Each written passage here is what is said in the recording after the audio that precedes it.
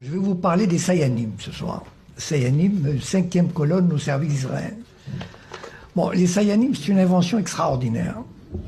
Parce que, je vais d'abord les définir.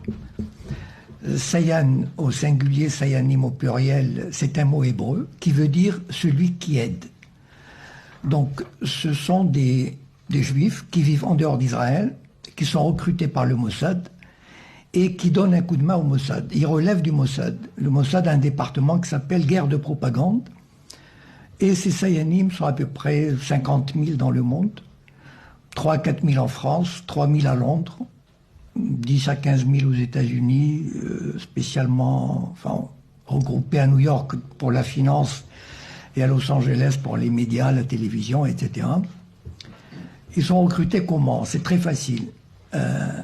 Il existe une franc-maçonnerie juive internationale, peut-être vous avez entendu parler, qui s'appelle le Bnei Brit, c'est-à-dire les enfants de l'Alliance, et qui regroupe 500 000 membres à travers le monde, réservés aux Juifs. Évidemment, cette franc-maçonnerie, ceux qui en font partie, ce sont des gens de très haut niveau, ne serait-ce que par les contributions financières qui sont très élevées et qui vont pratiquement du cadre moyen supérieur à parlementaire, directeur de banque, etc.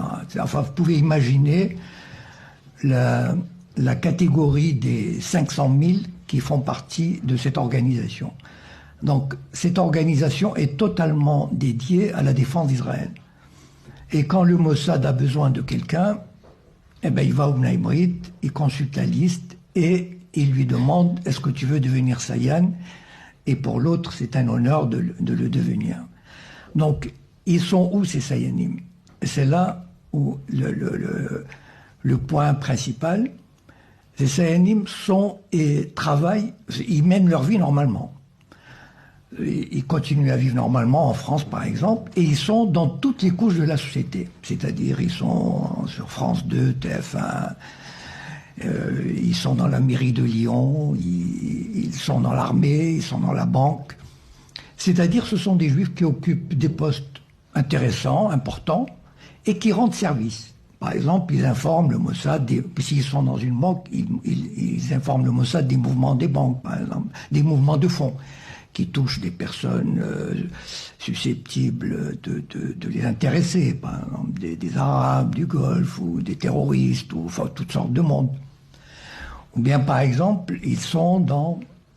tiens, à Air France, par exemple. Tout à l'heure, nous a dit qu'il y avait une liste noire. J'ai tout de suite pensé, tiens, vous savez, le CRIF, il ne peut pas tout faire.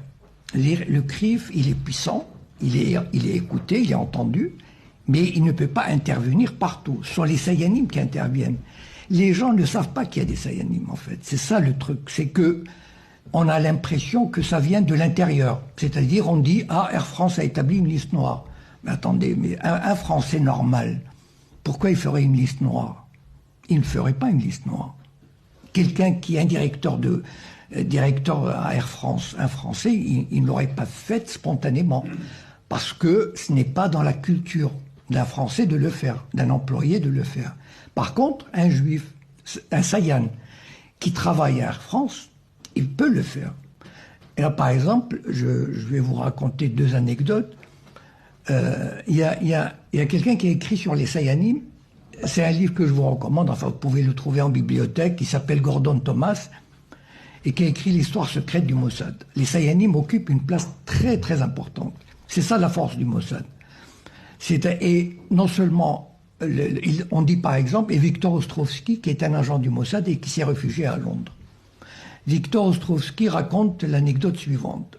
La France et l'Irak avaient signé un accord pour la construction d'une centrale nucléaire en Irak. Et il y a eu quelques dizaines d'Irakiens, de scientifiques, qui étaient venus à Saclay pour se perfectionner.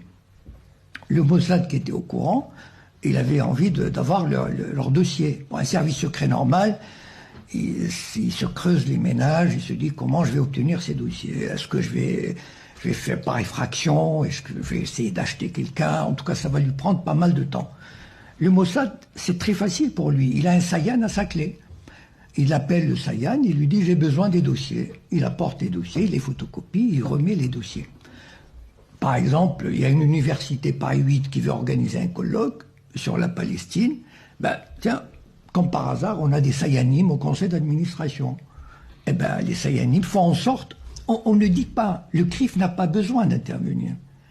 Ce sont les Sayanim eux-mêmes qui prennent l'initiative de dire « Oula, c'est une opération politique, on n'a pas à le faire, etc. » Et c'est ça qui fait la force de ces Sayanim. Ça veut dire ils ne négligent aucune structure de la société. Même chez les francs-maçons, ils existent. Un caporal d'une armée d'occupation a été enlevé par le Hamas.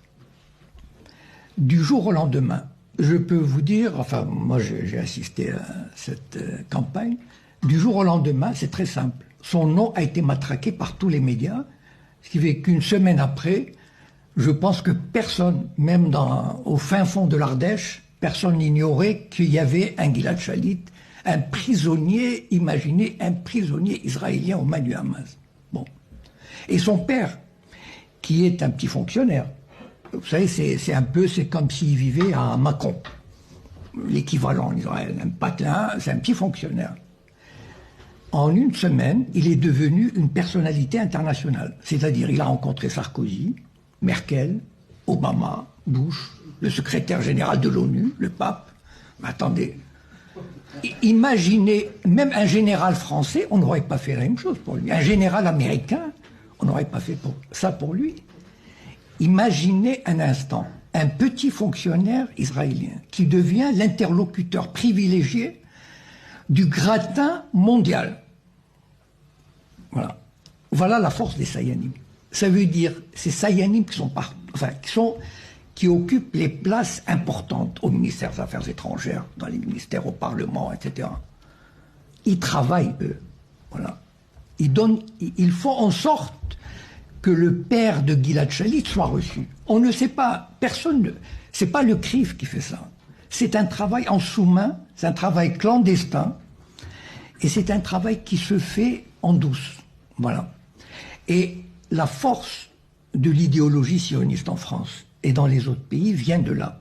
À propos de Gilad Shalit, c'est que dans la semaine qui a suivi l'enlèvement, il y a eu les forces d'occupation sionistes ont enlevé 45 personnalités du Hamas. Des personnalités, c'est-à-dire des ministres, des députés, des conseillers municipaux, des pères de famille, qui n'avaient rien à voir. Je veux dire, on ne les a pas, tout à l'heure, on a parlé de détention administrative. C'est ça la détention administrative, c'est-à-dire la police vient frapper à votre porte, elle vous détient, voilà. Elle émet un avis de détention administrative pour 6 mois, sans procès, sans avocat, sans visite, sans rien, voilà, on détient. Est-ce que vous avez entendu parler un seul nom de ces 45? Personne. Par contre, Gilad Shalit, on nous a bassinés. Personnalités politiques du Hamas qui ont été élevées, comme l'Allemagne faisait en France. L'occupation nazie, c'était ça. Quand il y avait un acte de résistance, l'armée d'occupation nazie arrêtait 30 personnes. S'il y a eu un assassinat, elle tuait les 30 personnes. C'est ça, c'était ça, voilà. Ben, on a enlevé un soldat, l'armée sioniste d'occupation enlève 45 personnalités, sans jugement, sans rien.